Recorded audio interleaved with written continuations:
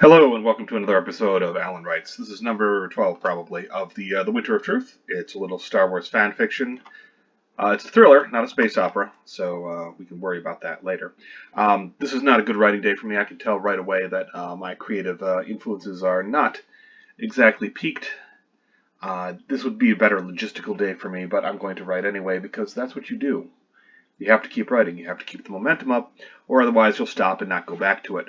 And then it'll sit in your hard drive for years and fester and rot. But let's move on to this. We already set up some stuff from the last time, which is fortuitous because I don't really know where I'm going now. All right, so we're going to have a bit of a montage here. For now, we're set to work. Oh, before I forget, let me put my keyboard down on my lap so it doesn't sound quite as clicky, clicky, clicky, clatty, clatty, clatty, clatty. To you as you watch. Set to work. The first thing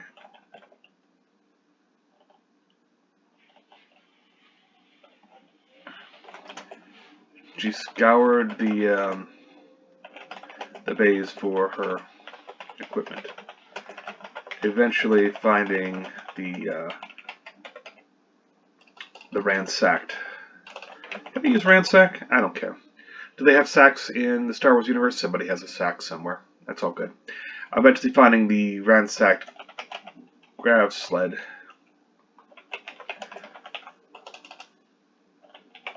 Shoved into the corner of a storage nook. They'd even lifted the grav drive.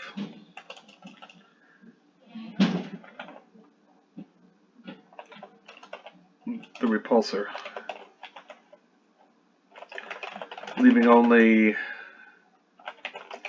the scraps for her to recover. It wasn't enough, but there wasn't an alternative. But there wasn't an alternative. It wasn't enough to do her work. But there wasn't an alternative. Well, there was an alternative. Not yet. Once her team... Did I cancel the team? They've been delayed. Yes. Once her team did arrive, they'd have everything they needed.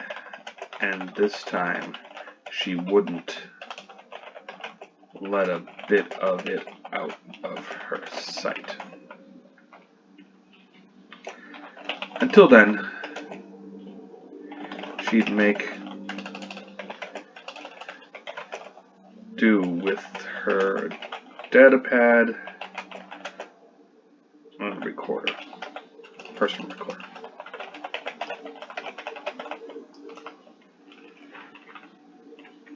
All right.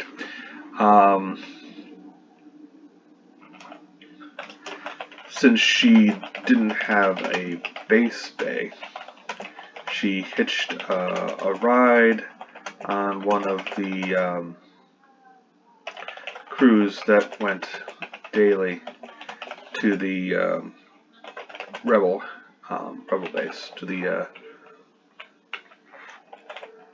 nymphs of the rebel base. They were there to scour for rebels, I suppose.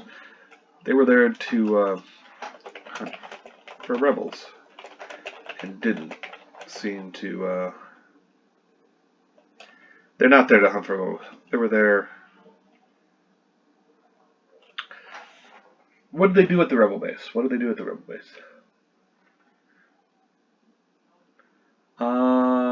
They were there for site security.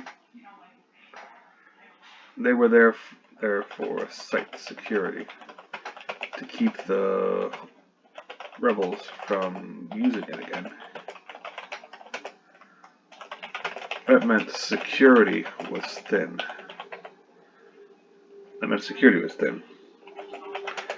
But since they just used. Do they use a transport? Or do they, yeah, they use a transport. A single transport, single wheeled transport. But since they just used there was more than enough space in the hangar bay. All right. This will not work. This is an idea. This is a concept rather than an execution. So let's figure it out. She clambered aboard wheeled transport as it prepared to head out to the rebel base.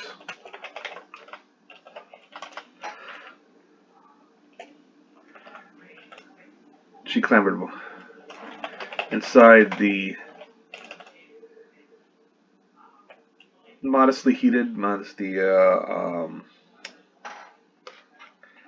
inside the since she no longer had a base bay, since she had a base bay to work with. She clambered with a wheeled transport as it prepared to head out the rebel base. The troopers and officer.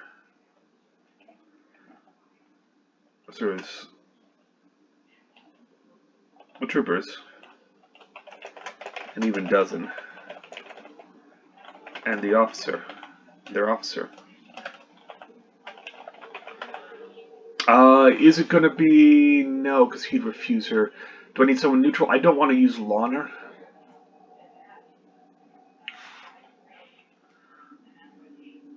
She clambered one. Thankfully,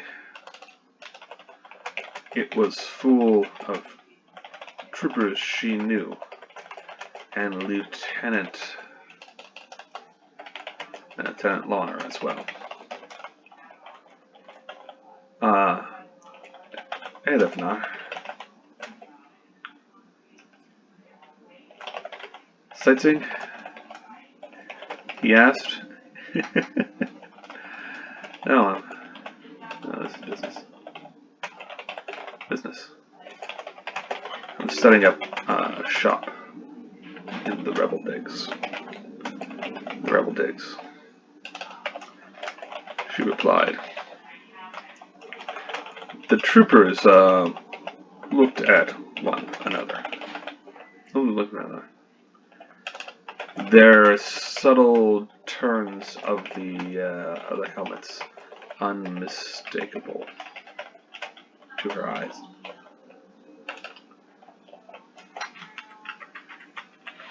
Unmistakable, very logistically minded.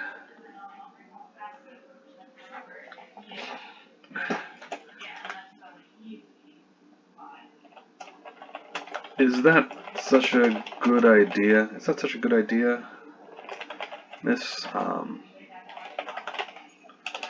Sergeant Straits?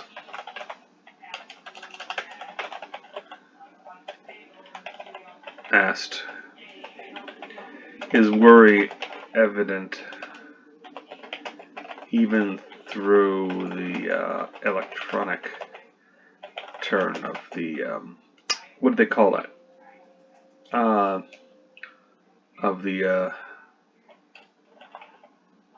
his helmet. Turns of their of his speech, of his projector, of his turn of his comm. It's just his comm. That's such a good idea, miss.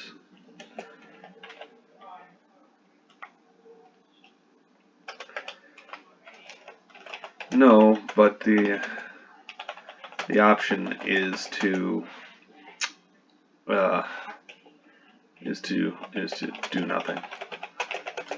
I can't have that, she said. I'll be using the hangar.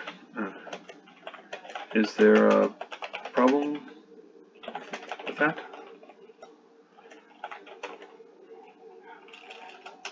She looked to Lorna and found him blinking hard. I don't know. We're to sweep the base. They did that daily. They did that weekly. We came and we're here. They asked you to do it daily. Asked, ordered. Apparently they're worried about the rebels. There was some sort of an attack on an observation post. Honor said, "Yeah, I saw it happen," she said, and the troopers leaned in a little. On cameras, anyway.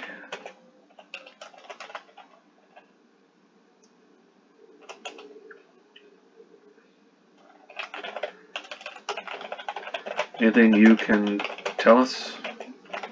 Sergeant Straits asked. Rebel tactics.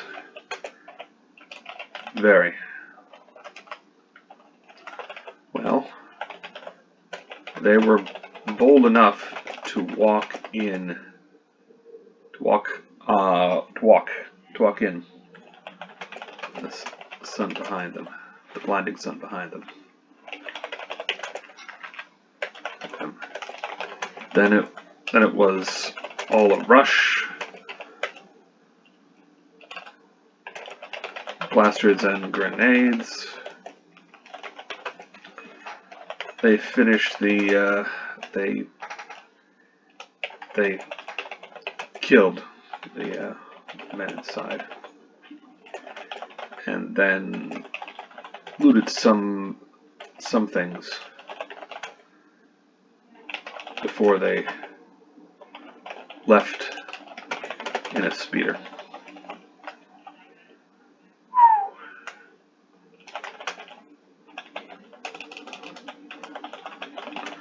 The troopers leaned back, and she could hear the clicks as they switched to a private channel.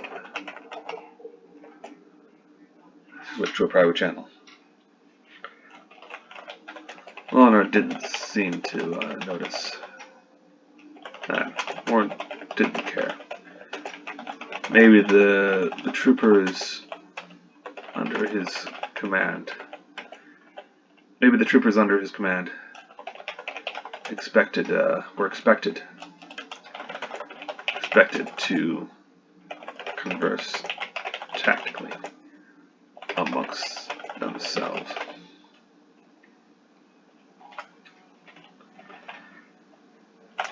That's pretty bold, Honor said. Notice anything about their gear? Notice anything about their gear? Not really. Blasters, cold weather gear. Civilian, of course.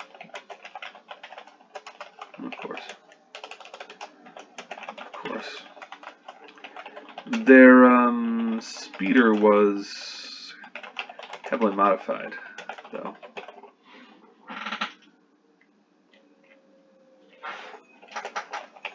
I'm guessing they had trouble adapting them to the cold.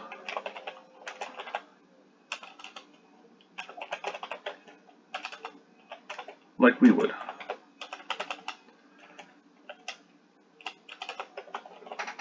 Oh. There's all sorts of, oh. Yeah. That's my specialty.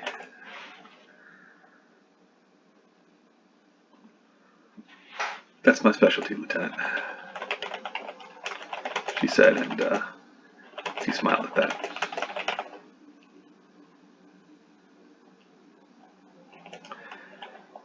His hand rolled forward to invite her to continue.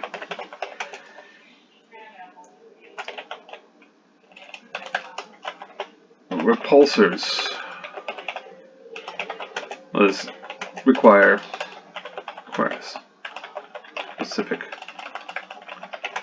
tolerances to operate. Let's be a little technical here. We're getting in good with Lorna. We're making. I don't know if he's going to live through this. The closer we make him, the more of an ally, the less of a chance that he'll survive. Or for that matter, the DT troopers will. Maybe if there's a Wampa attack or what have you. You know, there'll be things and stuff. And, in space, the emitters have to be shielded against the cold, against the chill, but against the void. You know, in space, the emitters have to be shielding on it, but they don't have to contend with atmosphere or moisture. Moisture.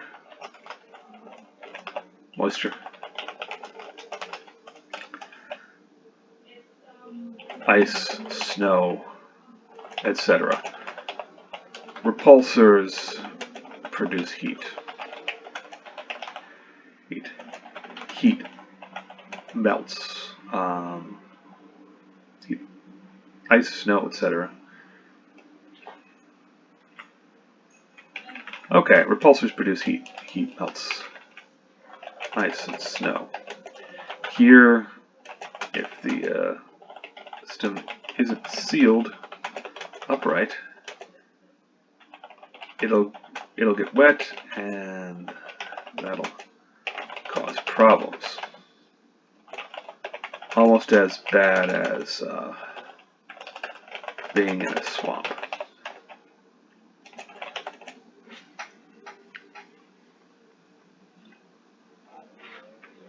This again? Don't give me this. Almost as bad as being in a swamp. But, alright, so it's sealed up. But,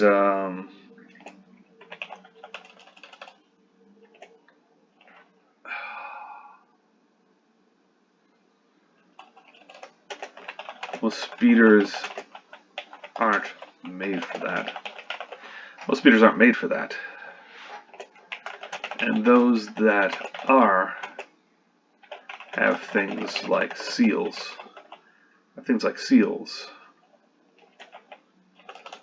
That can crack with after intense temperature swings.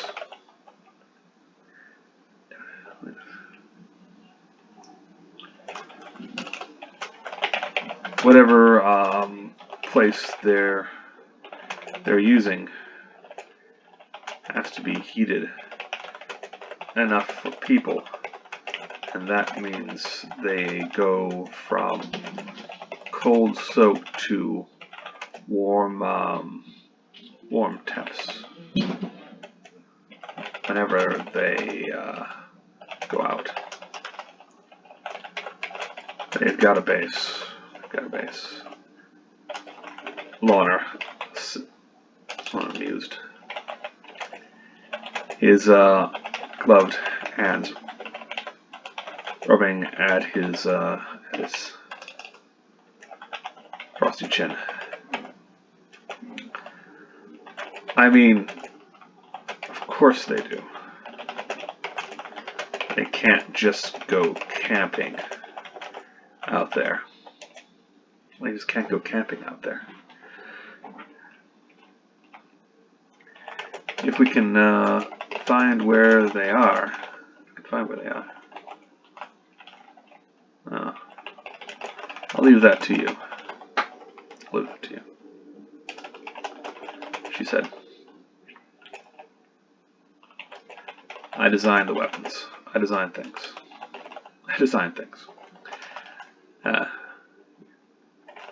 What's that? Mind if I consult with you? Time? Owner asked. I came from a temperate world. A temperate band. I came from a temperate land. And Arctic studies, the Arctic courses. The Arctic courses,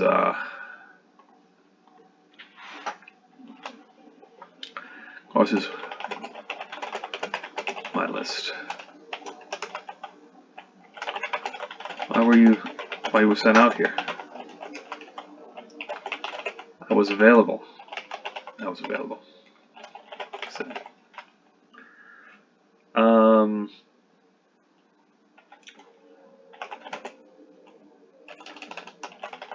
Sergeant Straits edged forward. Miss, we're all of the opinion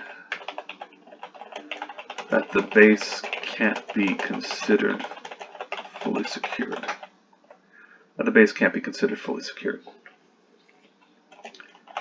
That you'll be in danger. I'll have you, won't I?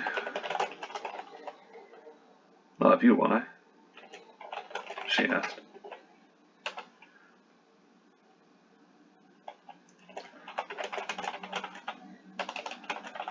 Troopers chuckled.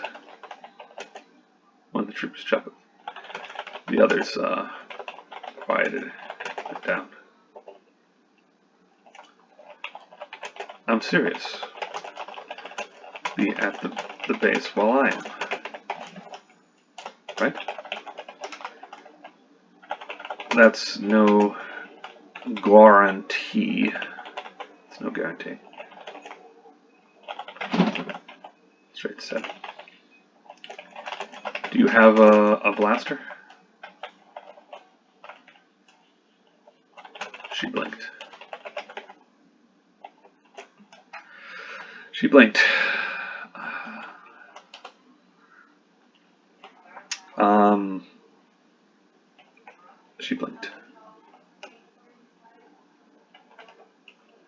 No, I had a lot of gear and I'm a civilian.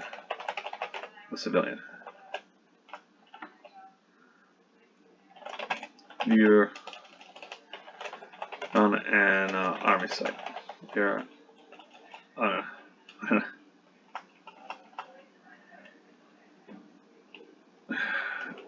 true. Honor put in. But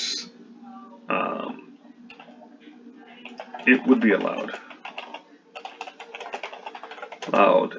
in a conflict zone. It would be allowed in a conflict zone.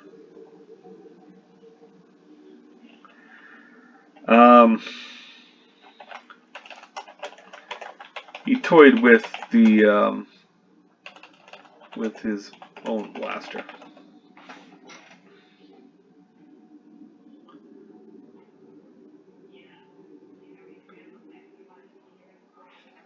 Toyed with his own blaster. A sleek pistol type. I don't know what type it is. There's types of blasters. Sleep.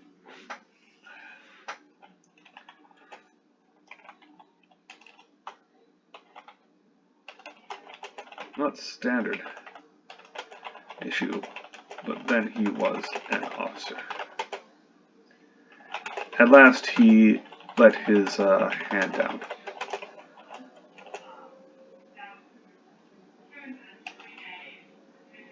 You, well, we can't fix that now. Just be... I will be, she replied.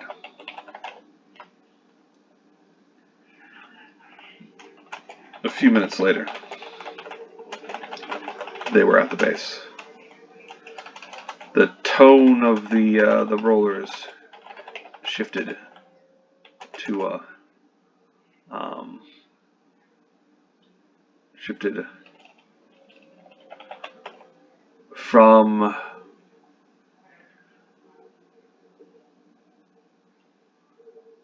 a rumble to a clatter. They had arrived. The interior.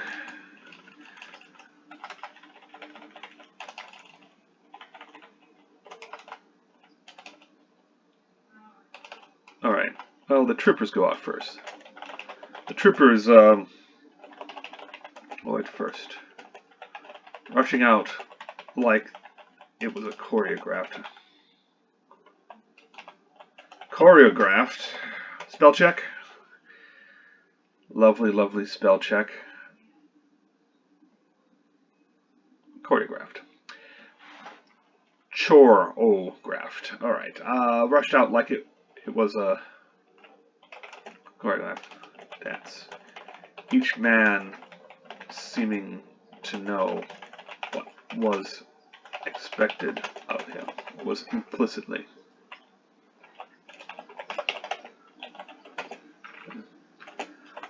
Lawner followed them.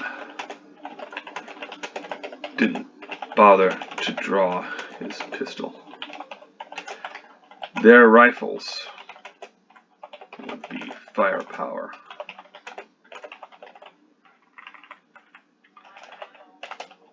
Fanar watched as the troopers deployed.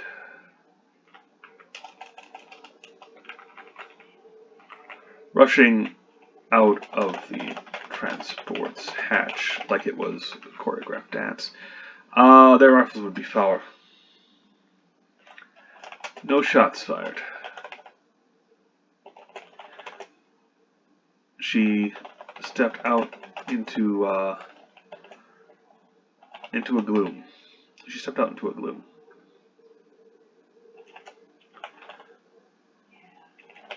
The hangar, an expansive gloom. The white ice and the ice here was gray and dark,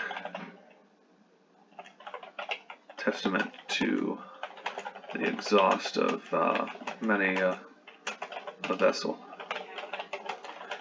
Was almost entirely empty, with only a pile of junk off in a corner, off in the far. Part of the ceiling had come. The roof ceiling had come down. Whole chunks of ice sat in the middle of a flat. I've already said it's an expansive gloom in the middle of a sprawling hangar that could hold small cargo ships. They could hold small freighters. Hold small freighters. Plenty of them. Signs of blaster fire were all over. From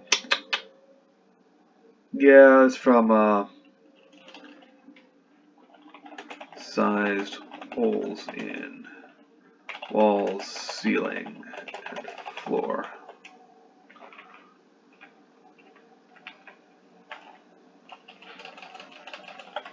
The walls and floor.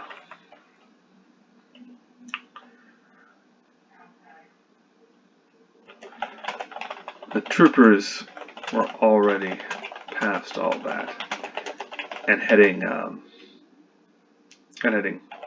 deeper into the base.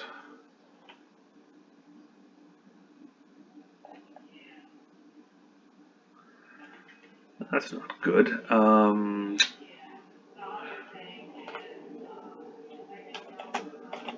Lawner lingered a moment. You're going to be fine here? He asked. Go do your job. Go be with your man, she replied. Why, that's why you're here. They hardly need me. They do. They just don't like to show it. Okay. That's not bad. I'll be fine. I'll be fine. I'll be fine. Just come back when you're about to go. Will do. Till then, he said, and then hurried after his men.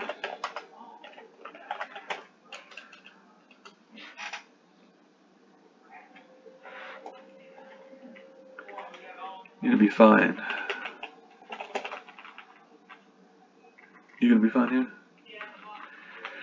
Alright, then to his men. The transport likewise buttoned back up and headed back out. Its studded tires ceasing to click against the frozen ice.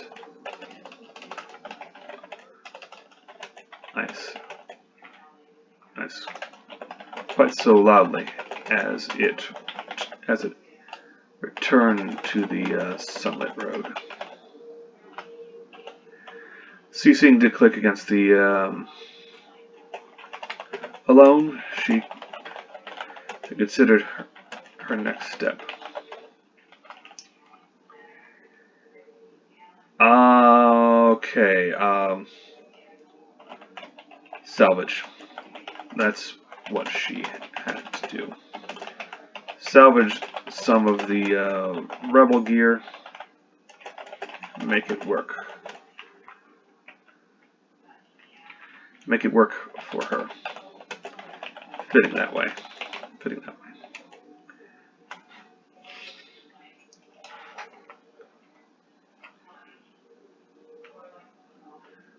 I also have to salvage them fitting that way. There was plenty of space to improvise here. There's plenty of space to improvise here. So she needed a section for hull fragments, another with a hoist, another with a hoist for her for examinations, and enough lighting to see well, see all the details for her recorder to pick up. Not impossible.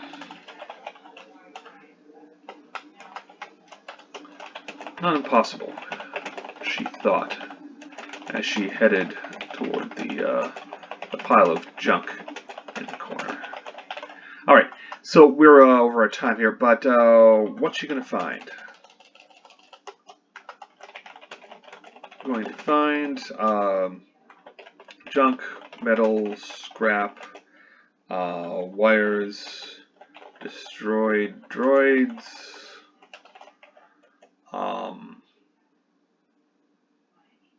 stuff that's broke that she can fix, enough to make a hoist, enough lights to make it bright. Lana will bring her a blaster that the troopers found. They signed it. They signed it for her.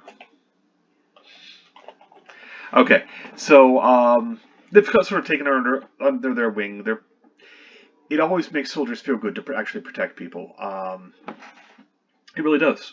They know that they're doing a job, that they're not just being ordered about, that they're not just going out to fight, that they're having some actual positive impact, whereas most of it is just sort of a non-negative impact, preferable impact, or worse when they take casualties or run into rebels or what have you.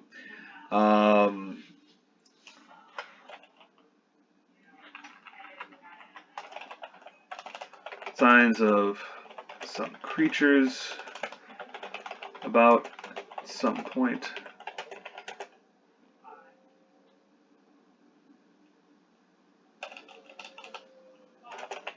But one gone.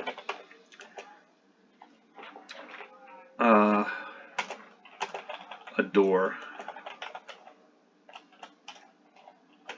A door that shouldn't be opened.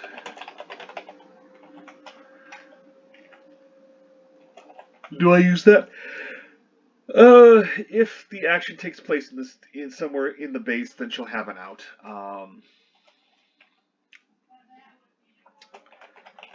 Mention it, but she doesn't explore. She fixes up a rebel speeder, a former hangar queen they left behind. Basically, it's one of those speeders from the Battle of Hoth that they simply weren't able to get functional, and so they left it, intending to repair it or what have you, and there just wasn't time to transport it out, and it wasn't a reason. If you have a choice between saving people and saving some potential junk, you save people first. And since the evacuation order wasn't given, they left it behind. She can get it fixed, she can get it up and running, and we can move to the next part where she has to go on. She goes out to grab the pieces of an AT-AT. And quickly now, because I've got to hold the reader's interest. Because otherwise it gets boring, and I can do in a technical National Transport Safety Board sort of thing, where you go into minute detail about what happened and where you go and how they set it up. And this is not a procedural. This is a thriller. So we're going to be lighter on the details and more heavy on the action and suspense. So this has been an episode of Alan Wright's The Winter of Truth, number, I think it was 11? Maybe 12. Anyway, it is whatever number it is on the card, and we're all good with that. So I hope you've enjoyed this little effort to expand the story and move it along, even though it feels like we're moving at a glacial pace. there is movement, and we'll have to come back to this for adding in all sorts of details, like what does Stormtrooper armor look like, what do the speeders actually look like. Everything else, we're kind of glossing over that for now. Once we've got the structure in place, we can start to add in those sort of pertinent details and figuring out what the pacing should be therein, because you don't want to bog things down with an intricate description because, boring for the most part. So I hope you've all enjoyed this, and I hope you have a good day and stay safe out there. Thanks.